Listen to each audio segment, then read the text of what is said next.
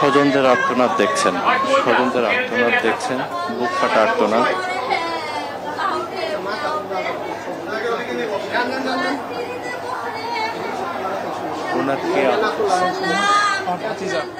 ভাবি আমাকে ফোন করছে যে ভাবি আপনি কোথায়, আমি বলতেছি আমি তো বাসায়, তাড়াতাড়ি আসেন, এই কথা বলে রাইখা দিছে। আমি ভাবছি বুঝি হয়তো মারামারি করছে নাকি, বাচ্চারা তো আবার একটুখানি লাগে, তো আমি সেটা ভাইবা তাড়াতাড়ি আসছি। এখন রাস্তায় এসে শুনি যে ওদের ক্লাসের পিছনে নাকি বিমান পড়ছে। এরপরে আর আমি আমার ছেলেকে দেখি নাই, এখন জানি না কি অবস্থা।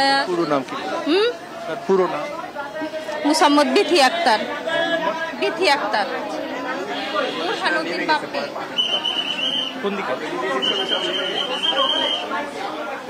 এখন পর্যন্ত কিন্তু উদ্ধারের যে তৎপরতা, সেই উদ্ধার তৎপরতা চলছে। আপনি নিশ্চয়ই দেখতে পাচ্ছেন যে কিছুক্ষণ পরপরই কিন্তু উদ্ধারকারী গাড়িগুলো, অর্থাৎ অ্যাম্বুলেন্স, ফায়ার সার্ভিসের যে গাড়ি, অ্যাম্বুলেন্স যাচ্ছে, ফায়ার সার্ভিসের গাড়িগুলো যাচ্ছে, পাশাপাশি বিমান বাহিনীর গাড়িও প্রবেশ করছে ভেতরে এবং তারা উদ্ধার তৎপরতায় অংশ নিয়েছে। এবং যদি জানায় আসলে কি পরিমাণ হতাহত হয়েছে সেই বিষয়ে নিশ্চিত কোনো তথ্য পাওয়া যাচ্ছে না। এই মুহূর্তে আপনি দেখতে পাচ্ছেন একটি অ্যাম্বুলেন্সে করে আহত একজনকে সম্ভবত নিয়ে যাওয়া হচ্ছে, তাকে হাসপাতালে নিয়ে যাওয়া হচ্ছে এবং একটি মানবিক আবেদন জানানো হচ্ছে এখান থেকে বারবার, যেটি বলা হচ্ছে আসলে সাধারণ মানুষকে এখানে ভিড় না করে আশেপাশের যে হাসপাতালগুলো রয়েছে, অর্থাৎ যদি একটু জানাই, উত্তরা ক্রিসেন্ট হাসপাতাল, সম্মিলিত সামরিক হাসপাতাল, কুর্মিটোলা জেনারেল হাসপাতাল, ইবনে সিনা মেডিকেল, বাংলাদেশ মেডিকেল সহ 25 বছরের ওয়ারেন্টিযুক্ত দীর্ঘস্থায়ী দরজা প্রোটেক্টর, আধুনিক ও মজবুত দরজা। যে হাসপাতালগুলোর কথা বলছি আসলে সেই হাসপাতালগুলোতে হতাহতদের নেওয়া হয়েছে এবং সেখানে তাদের চিকিৎসা চলছে। এই মুহূর্তে প্রচুর পরিমাণের রক্তের প্রয়োজন হচ্ছে। আসলে এখান থেকে বারবার যে মানবিক আবেদনটি জানানো হচ্ছে সেটি হচ্ছে এই মুহূর্তে যারা রক্ত দিতে সক্ষম তারা যেন আশেপাশের এই হাসপাতালগুলোতে যান এবং একটি প্রাণ বাঁচাতে যেন তারা আসলে রক্ত দিয়ে সহায়তা করেন। এবং আরও একটি আবেদন জানানো হচ্ছে এখানে অহেতুক কোনো ভিড় না করার।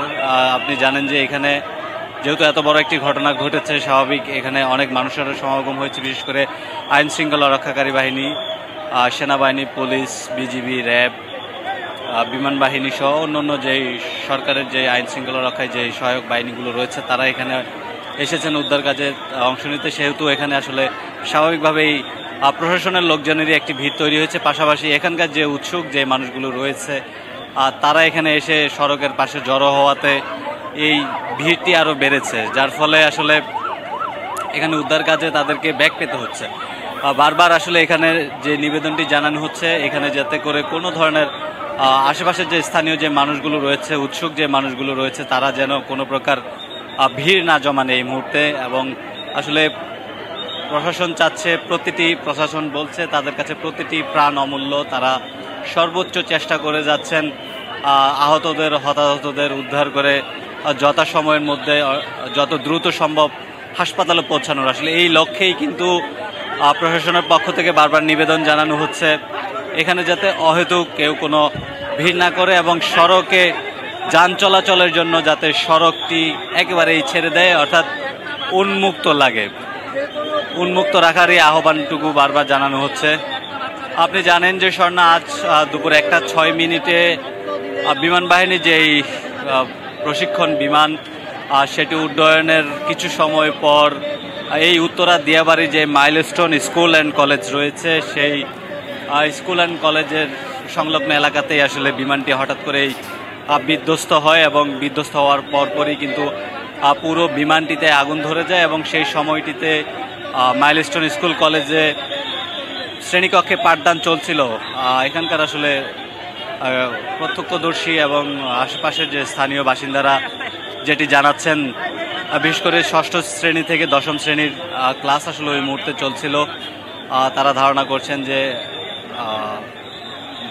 মাধ্যমিক পর্যায়ে যেসব শিক্ষার্থীরা আসলে তখন ক্লাস করছিলেন তাদের মধ্য থেকেই বেশি হতাহত হতে পারে এমন একটি আশঙ্কার কথা বলছেন। যদিও আসলে আমরা সুনির্দিষ্টভাবে আসলে এখন পর্যন্ত জানতে পারিনি কতজন ঠিক নিহত হয়েছেন কিংবা কতজন আসলে আহত হয়েছেন। আমরা আনঅফিসিয়ালি যেটি জানতে পেরেছি এখন পর্যন্ত প্রায় 1.5 শতাধিক হতাহতের ঘটনা ঘটেছে এবং তাদেরকে আশেপাশে যে হাসপাতালগুলো রয়েছে সেই হাসপাতালগুলোতে ভর্তি করা হয়েছে এবং 3 জন নিহত হয়েছেন বলে আমরা এখন পর্যন্ত জানতে পেরেছি, যদিও তাদের এখন পর্যন্ত নাম পরিচয় এখনো নিশ্চিত হতে পারেনি। এটি নিশ্চিত হতে হলে আমাদেরকে আরও কিছু সময় অপেক্ষা করতে হবে, যেহেতু এখন পর্যন্ত ফায়ার সার্ভিস তাদের উদ্ধার তৎপরতা অব্যাহত রেখেছে, উদ্ধার কাজ চলছে। উদ্ধার কাজ শেষ হলে আসলে আমরা বলতে পারবো যে কি পরিমাণ মানুষ আসলে হতাহত হয়েছে অথবা কি পরিমাণ মানুষ এখানে প্রাণ হারিয়েছে। তবে একেবারে যদি বলি, এই এলাকার পরিস্থিতি আসলে খুবই বেদনাদায়ক হয়ে উঠছে। যত সময় গড়াচ্ছে, বেলা বাড়ানোর সাথে সাথেই কিন্তু মানুষেরও উপস্থিতি বাড়ছে, তারা সহমর্মিতাও জানাচ্ছেন। আসলে উৎসুক জনতাকে সরাতে পারা যাচ্ছে না, আসলে সরানো যাচ্ছে না, তারা যাচ্ছেন না। প্রশাসনের পক্ষ থেকে তাদেরকে বারবার এখান থেকে সরে যেতে বলা হলেও তারা সরে যাচ্ছেন না। এই মুহূর্তে আসলে এই নিবেদনটি বেশি করা হচ্ছে যাতে উৎসুক মানুষ এখানে উদ্ধার কাজে কোনো ভিড় না করেন, তারা যেন এখানে ভিড় না করে আসলে হাসপাতালগুলোতে অর্থাৎ যে হাসপাতালগুলোতে আহত রোগীদের নেওয়া হয়েছে সেই হাসপাতালগুলোতে গিয়ে তারা যেন রক্তদান করেন। এবং একটি বিশেষ নিবেদন জানানো হচ্ছে বারবার এখান থেকে, আর যারা আসলে নেগেটিভ গ্রুপের রক্ত দিচ্ছেন বা যাদের নেগেটিভ গ্রুপের রক্ত রয়েছে, অর্থাৎ O negative, B negative, AB negative সহ আর নেগেটিভ গ্রুপের যে রক্ত রয়েছে সেই রক্তের আসলে সংকট ইতিমধ্যেই দেখা দিয়েছে।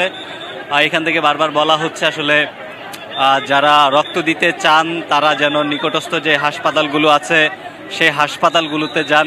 এবং এখানে আসলে সেনাবাহিনী, বিমান বাহিনী, পুলিশের পক্ষ থেকেও কিন্তু নিজস্ব যানবাহনের ব্যবস্থা করা হয়েছে, অর্থাৎ যারা আগ্রহী তারা যদি এখানে আসেন, এই সংস্থাগুলোর যে নিজস্ব বাহন রয়েছে সেই বাহনে করে তারা হাসপাতালে পৌঁছাতে পারবেন এবং সেখানে গিয়েই তারা প্রয়োজনীয় রক্ত দিতে পারবেন। এই ব্যবস্থাটুকু আসলে ইতিমধ্যেই কিন্তু এখানে প্রশাসনের পক্ষ থেকে রাখা হয়েছে। আমরা দেখতে পাচ্ছি যে বিমান বাহিনীর বেশ কিছু গাড়ি ইতিমধ্যে ঘটনাস্থলের দিকেই যাচ্ছে।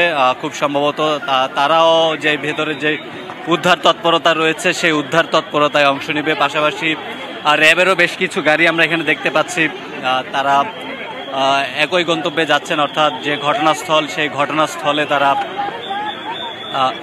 যাচ্ছেন এবং সেই ঘটনাস্থলে গিয়ে তারা উদ্ধার কাজে অংশ নেবে।